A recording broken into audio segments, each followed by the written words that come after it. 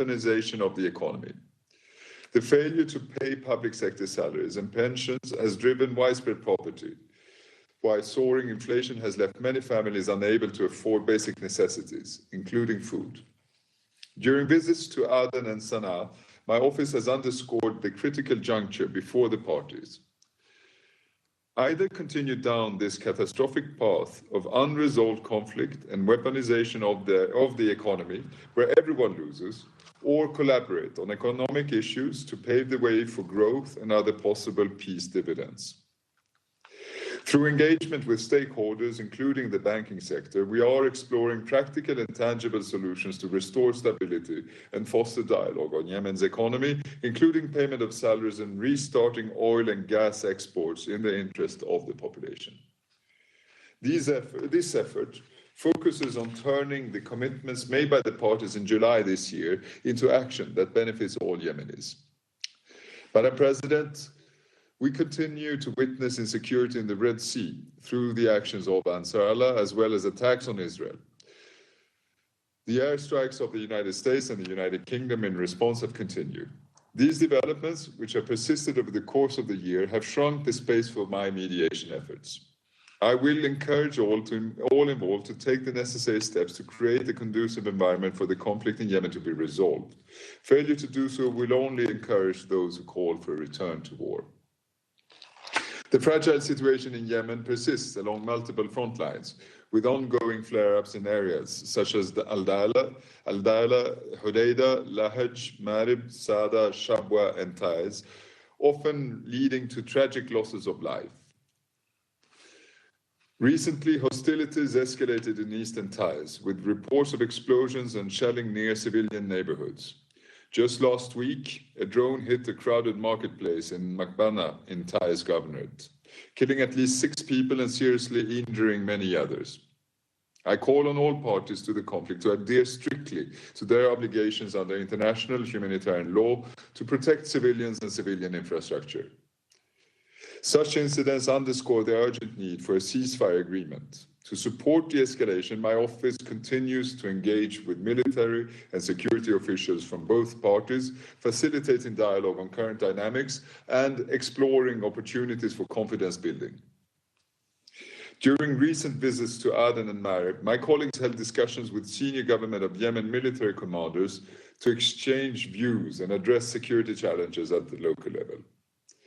Madam President, my office is doing its utmost to listen and consult a wide spectrum of Yemenis. We have continued our political dialogue series with the Yemeni political parties and components to identify priorities and explore the parameters for political settlement. A key takeaway from these sessions is the consensus on the need for a Yemeni-led process that places the population's needs at its core, fostering reconciliation and laying the groundwork for sustainable recovery. There is also widespread recognition that any future settlement must be inclusive, ensuring representation of all segments of society. To this end, inclusivity and the Women, Peace and Security agenda remain central to our efforts. We recently co-sponsored the 7th Feminist Summit in Aden, along with several international organizations, sending a unified and clear message of support, solidarity, and advocacy for Yemeni women's struggle for equality, ending discrimination and violence, and building a comprehensive peace in Yemen. Such spaces for dialogue between Yemenis of all political persuasions are crucial. It is worrying that they are increasingly endangered by partisan interests aimed at closing diverse civic spaces or threatening participants attending meetings. Restricting civil society's work and perpetuating a climate of fear is an assault on the rights of Yemenis. It erodes the foundations needed for an intra-Yemeni peace process, emboldens spoilers, and enables armed groups to continue committing human rights violations with impunity. Such intimidation and restrictions must stop. Now more than ever, we need to work together to support Yemen civil society actors and human rights defenders so that they are protected and empowered to carry out their work in safety and dignity and enable rights-based reconciliation. In this regard, I look forward to the briefing of Mr. Hisham El-Maisi.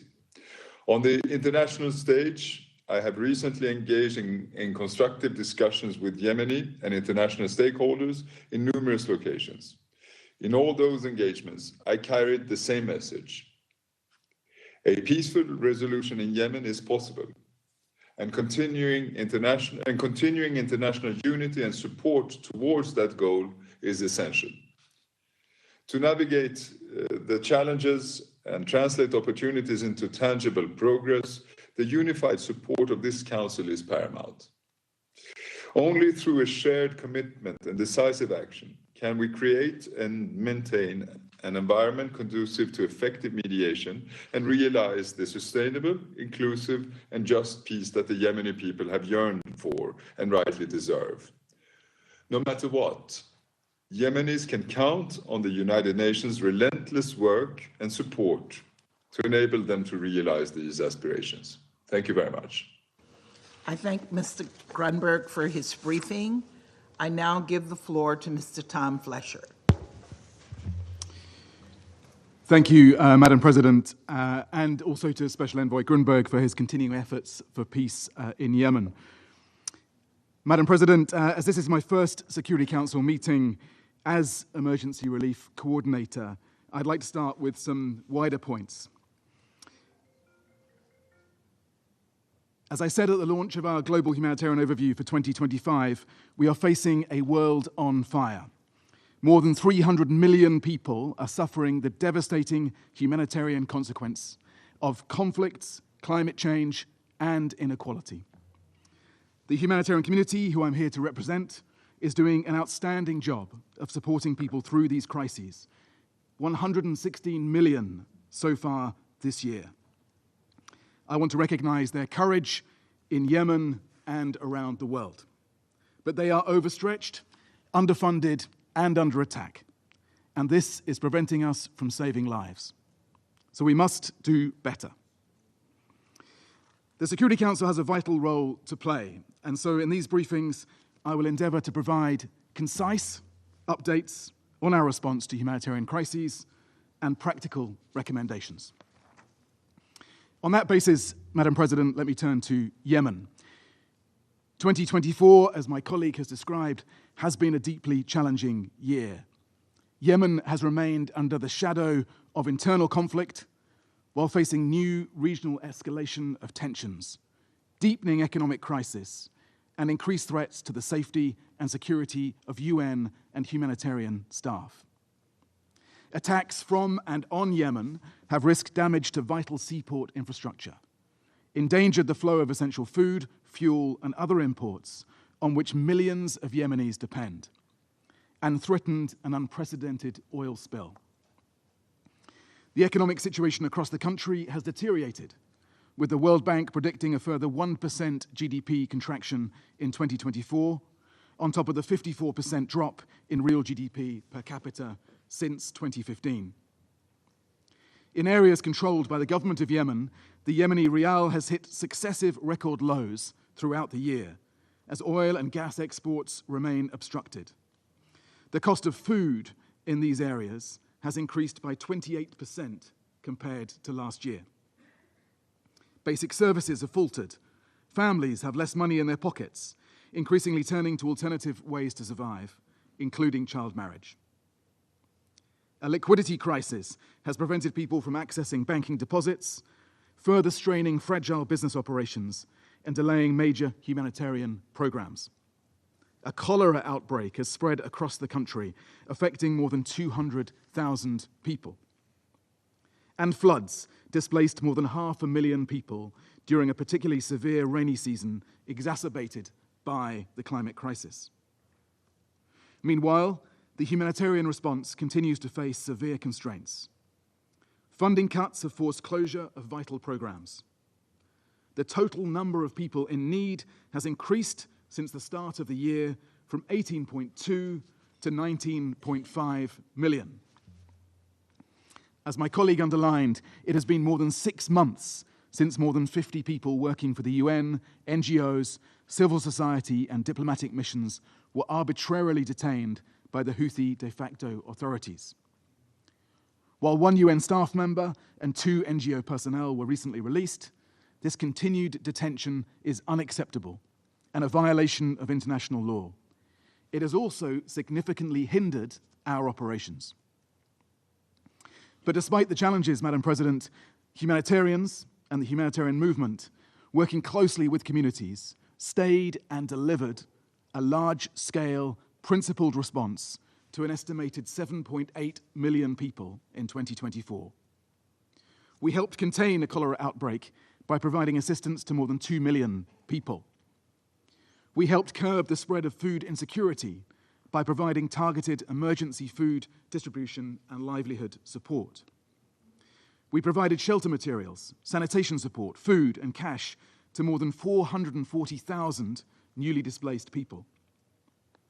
And we continued efforts to improve the quality of the response in direct consultation with affected people. For example, we identified sustainable water management solutions, including through climate-sensitive, solar-powered water supply systems that provide clean water to thousands. We expanded cash programming to reach more than 580,000 people. And the Yemen Humanitarian Fund channeled over 60% of funding through local organizations, including those led by women. This vital work will continue.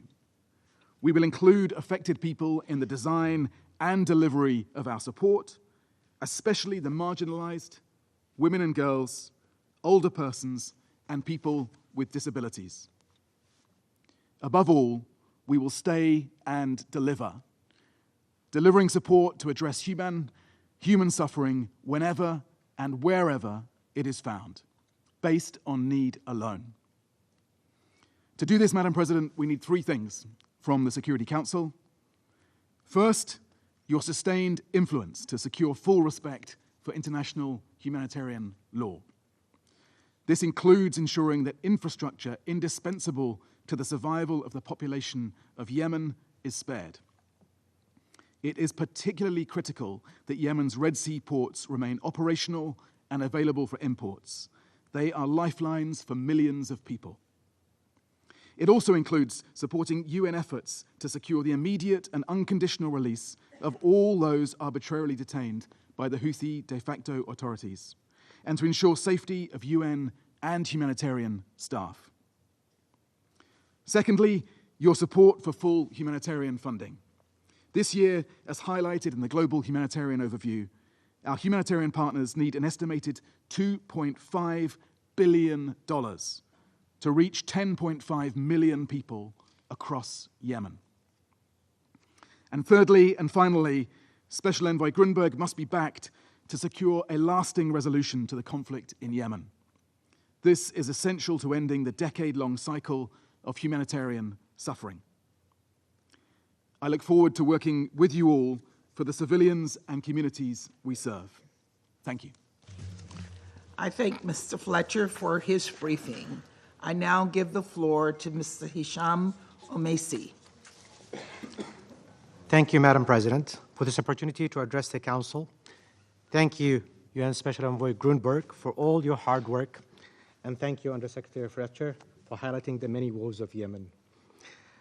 Right now, kidnapped UN staff are being held in Houthi prisons, notorious for being death traps. Former and current diplomatic staff who did nothing other than work to improve the lives of their fellow citizens are being tortured into confessing crimes they never committed. Civil society and humanitarian workers, already accused of high treason and of conspiring against the state, are counting their breaths, knowing well that their accusers, the Houthis, are both judge and jury, hence their prospects are grim. Some families are grieving the loss of their husbands and fathers after receiving the remains of their loved ones without much explanation.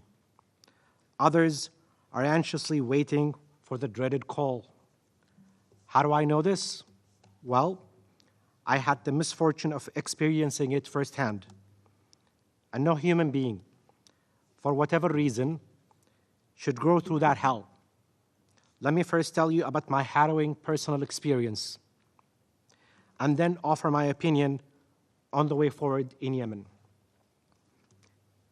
I was kidnapped and forcibly disappeared for over 5 months by the Houthis, taken from the street at gunpoint in broad daylight, blindfolded and shoved into a car. I was whisked away into the unknown. Without due process or access to a lawyer, my family did not know who exactly kidnapped me or where I was held. Thrown into a completely dark cell, I had to crawl on the floor to only find a thin and filthy mattress on the floor and nothing else. I've never been to jail before, and in a moment of panic, I started screaming and banging on the door. After what seemed like an eternity, the guards came with their flashlights, but to only beat me up to silence me.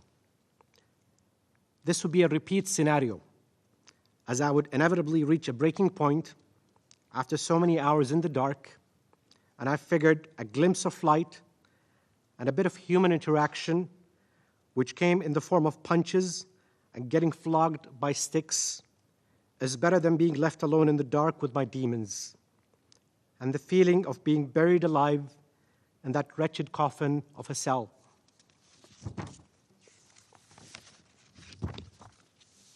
Between the solitary confinement, the ruthless guards, the vicious interrogation sessions, I'd be lying if I said there weren't times when I hit rock bottom and I contemplated taking my own life. This was especially the case when during my interrogations, I was constantly being threatened with death and that they would go after my own family if I didn't confess to trumped-up charges. It is actually a miracle that I made it out in one piece. I'll never forget the day I was released and I got to hug my 2 boys after thinking I'll never see them again. Some said I was extremely lucky, but the fact is, so many organizations and individuals came to my aid, and it was the magnitude of the unrelenting campaign applying sustained pressure on the Houthis that eventually forced them to let me go. Esteemed members of the Council, the Houthis continue to unlawfully detain humanitarian, UN, and embassy personnel, on top of thousands of others, in a systematic campaign that is meant to terrorize locals into submission and silencing dissent. I was shocked to see the condition of some of my colleagues in videos produced by the Houthis, where they were forced to confess to wild and scripted claims. I worked with some of these colleagues for over a decade and can assure you all we did was try and help improve Yemeni lives through programs focused on education, cultural exchanges, and development. The Security Council must call on Houthi proceedings and theatrical trials for what they are, a sham. The Council must also demand that the Houthis immediately release all detainees and end the practice of kidnapping and holding hostages for political gains. However, let me state this very clearly. We need a concerted effort to promote dialogue, an inclusive agreement that works for all parts of the Yemeni society, including the Houthis, engaging all conflict parties and civilians towards stability and peace is the only way to break the cycle of violence and end the continued transgressions and violations of the most basic human rights. Members of the Council, a big reason why we are here today is the failure to address the roots of the conflict and an almost systematic and deliberate erosion of state institutions and a weakening of the legitimacy of the government. You cannot hope to dislodge the Houthis when much is needed to support a viable and united power to fill the vacuum. The Pathways for Reconciliation, a process initiated by the European Institute of Peace and led by local teams, was the largest and most inclusive effort in recent history to consult Yemenis about their needs, perspectives, and rights in the search for a lasting peace. A striking proportion of those consulted felt they have no appropriate venues in which to express their needs and aims. A commitment to peace is only possible through genuine participatory engagement with society, beyond those actively engaging in hostilities or involved with conflict parties. The likelihood of obtaining a legitimate and sustainable settlement significantly depends on how inclusive the process is and the extent to which it engages beyond elite voices of the powerful. There are no quick fixes, but we have an opportunity to adopt a more holistic and long-term approach that would allow for a legitimate, inclusive political process, ensure social cohesion, and restore state institutions with responsive governance that would regain people's trust and confidence. The alternative is repeating past mistakes from over 3 decades of conflict in Yemen. The time to act is now. Thank you. I thank Mr. El Omasi for his briefing. I now give the floor to those council members who wish to make statements. I give the floor to the representative of the United Kingdom. Thank you, President. And may I start by thanking you, Special Envoy Grunberg, for your briefing, but also to your team as well for all your work this year. I'd also like to thank USG Fletcher for his briefing and welcome him to the Council, and to Mr. Al-Omasi too for your briefing.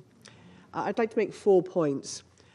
First, Mr. Al-Omasi, thank you for sharing your harrowing story and for your courage.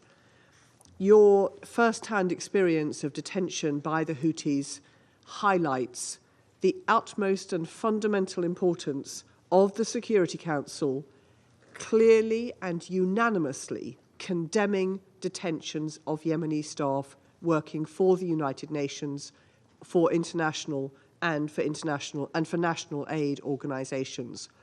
And we regret that this has so far not been possible.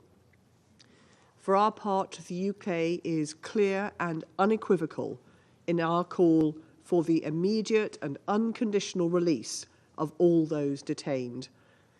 Aid workers, as you made so clear, must be able to support vulnerable Yemenis without fear of unjustified detention or intimidation. Secondly, the arms embargo, as implemented by Security Council Resolution 2216, is essential to prevent the illicit transfer of weapons into Yemen. So we must enforce compliance with this resolution, and we call for Member States to increase funding to strengthen UNVIM. We also welcome the launch of the Yemen Coast Guard strategy to strengthen arms control and maritime security. Thirdly, the depreciation of the Yemeni rial continues to threaten Yemen's economic stability and food security, with dire humanitarian consequences. The government of Yemen requires consistent, stable international support to improve institutional resilience and collaboration, as you referenced, Mr. Al-Omasi.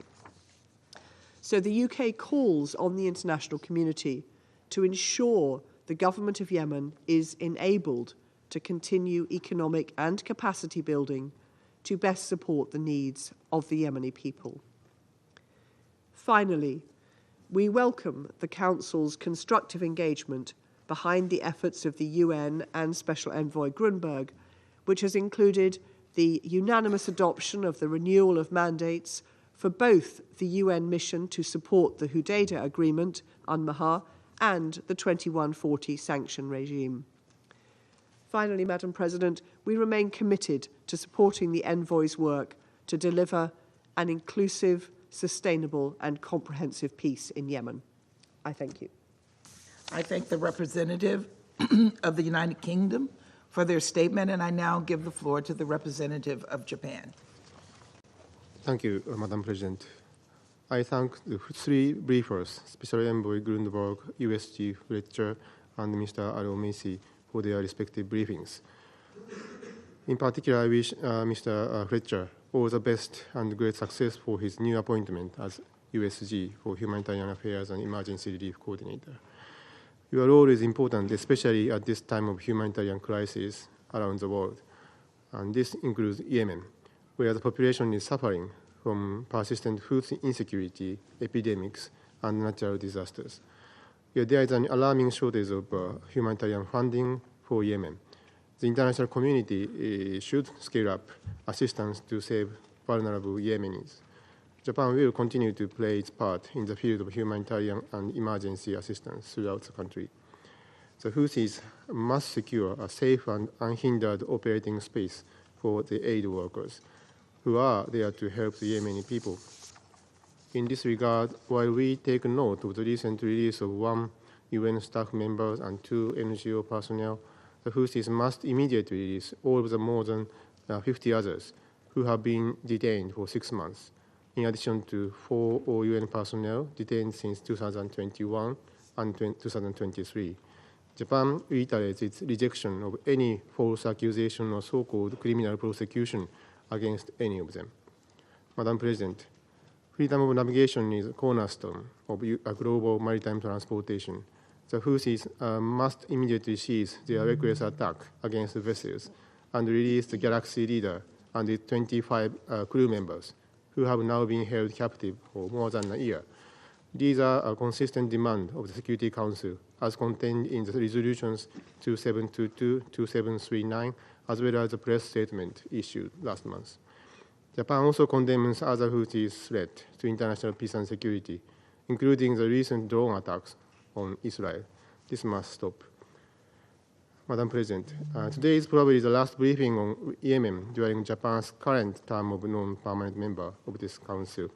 And looking back on the past 2 years, this file had a bright moment in 2023 when the country seemed headed toward peace. But unfortunately, now is a dark moment when the peace process is protracted amid continued destabilizing actions by the Houthis and regional instability. As the Special Envoy said, Yemen cannot wait forever for a peace roadmap. The citizens of Yemen have desired security, stability, and prosperity for over a decade. Japan calls upon the parties to prioritize the well-being of Yemeni people and restore the momentum for peace talks. Even at this challenging time, we are encouraged to hear the powerful words of Mr. Grundberg, peace in Yemen is possible.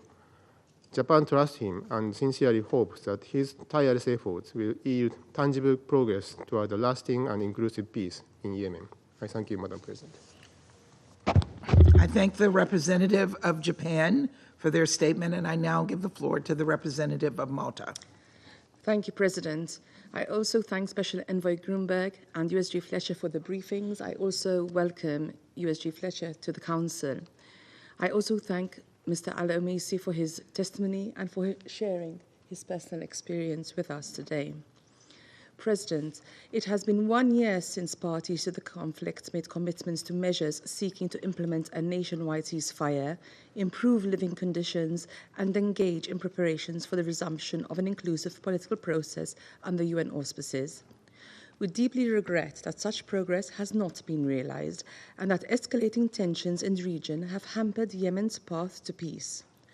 Houthi attacks against merchant and commercial vessels in the Red Sea and the region have also escalated tensions and impaired progress. Although the levels of violence are lower than the period prior to the truce, military escalations and armed clashes between the sides are deeply concerning. We call on the Houthis to cease the escalations in Yemen, the Red Sea, and the region. We urge the parties to return to the negotiating table and recommit to the commitments made 1 year ago. A sustainable political process in Yemen must be inclusive. Women and underrepresented groups must have a voice in shaping Yemen's political future. It is not an option for them to be left out. Regrettably, women in Yemen continue to face grave rights violations. Restrictions that limit women's freedom of movement and access to healthcare and education are unacceptable and must be lifted. We stress the importance of gender-responsive humanitarian action and urge all stakeholders to prioritize the needs of women and girls. President, this month also marks 6 months since the illegal detentions of more than 50 UN personnel and staff from non-governmental organizations, civil society, and diplomatic missions by the Houthis. Throughout our elected term on the Council, humanitarian workers and UN staff have been targeted at unprecedented levels across the world, particularly national and locally recruited staff who are the backbone of humanitarian operations. Humanitarian workers must be able to perform their critical work, free from fear of being targeted. Those arbitrarily detained must be immediately and unconditionally released. Such detentions are a violation of international law. As we have heard today yet again, the needs in Yemen remain immense and growing. Millions of people are experiencing acute food insecurity and malnutrition, lack of water, healthcare, and sanitation services, spread of preventable diseases, and displacement. The leveraging of economic means by the parties has escalated the dire humanitarian situation, while Yemeni's vulnerability to the effects of climate change also further aggravates these needs.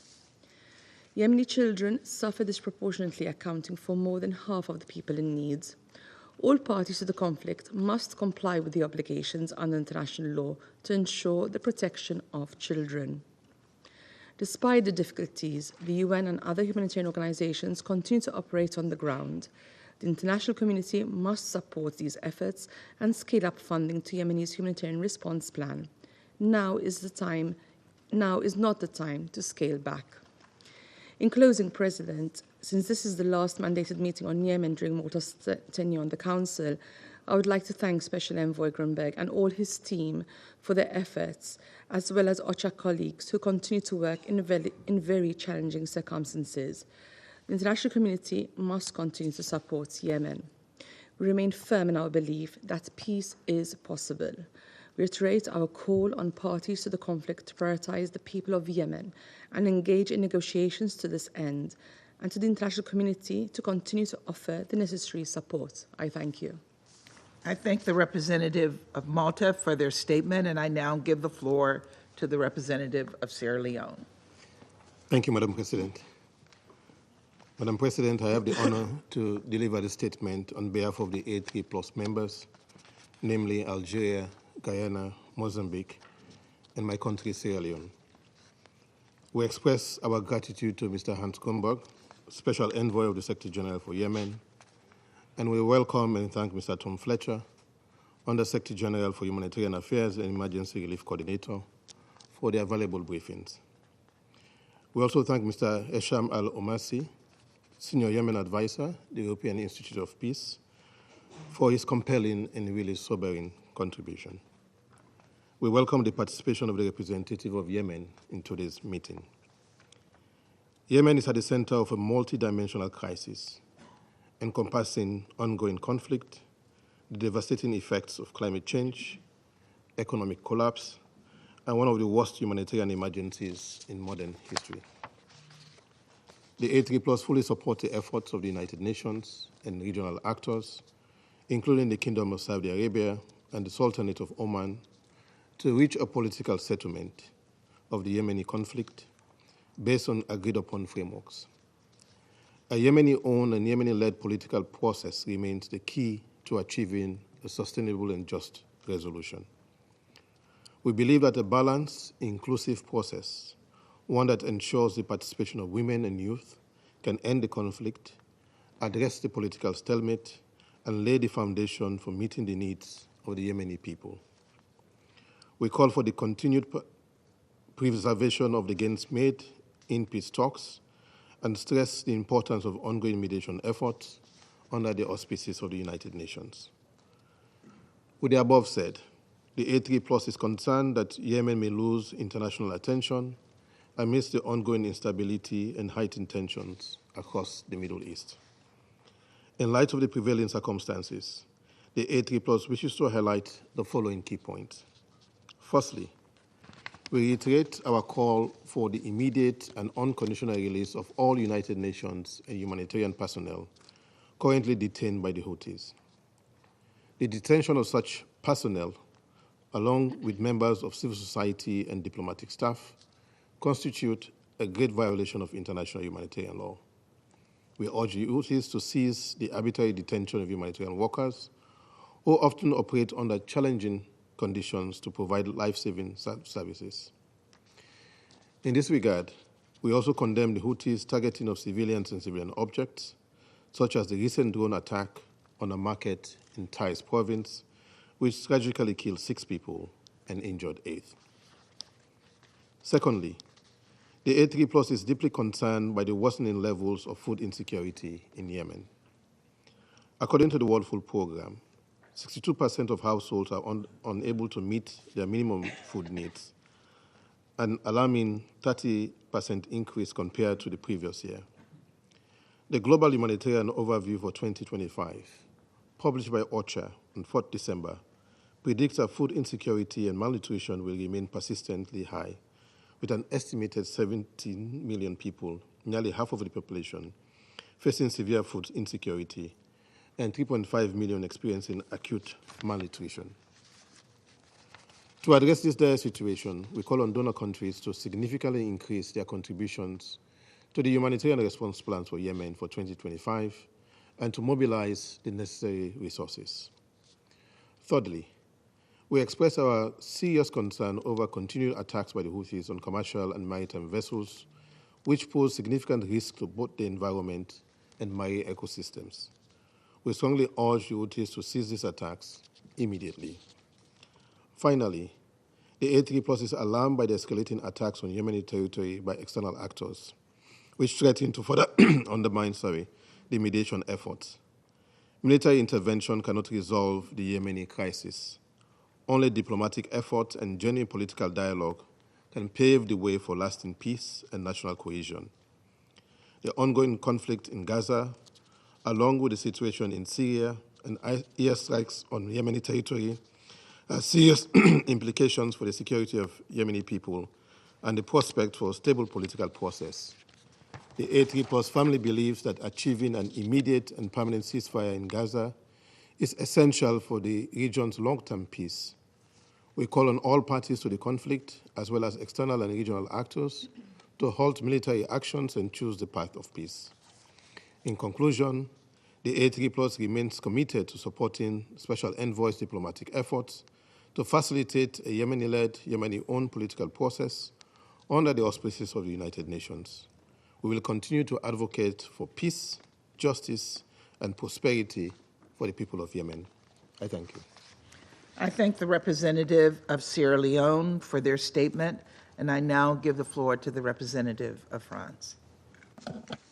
Merci Madame la Présidente. Thank you, Madam Je voudrais tout President. d'abord remercier First l'envoyé of all, I want to spécial du thank the secrétaire Special Envoy général, of the Secretary Hans Grunberg, General Hans ainsi que Grunberg, le secrétaire général as well adjoint as Tom Fletcher pour leur and présentation. Deputy Undersecretary General Tom Fletcher for their Je voudrais également remercier briefings. I also want to M. thank Hicham Mr. Hisham Al-Omaïsi Al-Omaisi pour son témoignage poignant de ce qu'est his l'action locale des Houthis au moving Yémen. testimony regarding Je voudrais local également saluer actions. la présence I parmi nous also du représentant want permanent du to Yémen. welcome the presence here of the Madame la permanent Présidente, representative of Yemen, Madam les Houthis, President. Houthis, soutenus par l'Iran, supported by n'ont Iran, toujours pas mis fin à leurs attaques en have mer still Rouge not contre put des an end navires to their commerciaux, attacks in the Red malgré les Sea résolutions against commercial 2722 shipping et in spite of 2739 resolutions adoptées par ce 2722 and Conseil. 2739 adopted by this Nous Council. réitérons We l'appel du reiterate Conseil de the sécurité en call faveur of de la this libération Security immédiate Council in favor et of the immediate inconditionnelle du Galaxy unconditional Leader, release of the Galaxy son Leader équipage and retenu its depuis plus d'un an. crew which have been detained for La over a year. France réaffirme son France attachement à la reaffirms stabilité its du Yémen attachment et to à la the stability sécurité of régionale. Yemen and to regional security. Elle appelle l'Iran à cesser son France soutien calls on aux Iran actions to déstabilisatrices au end its Moyen-Orient. support for destabilizing Elle actions in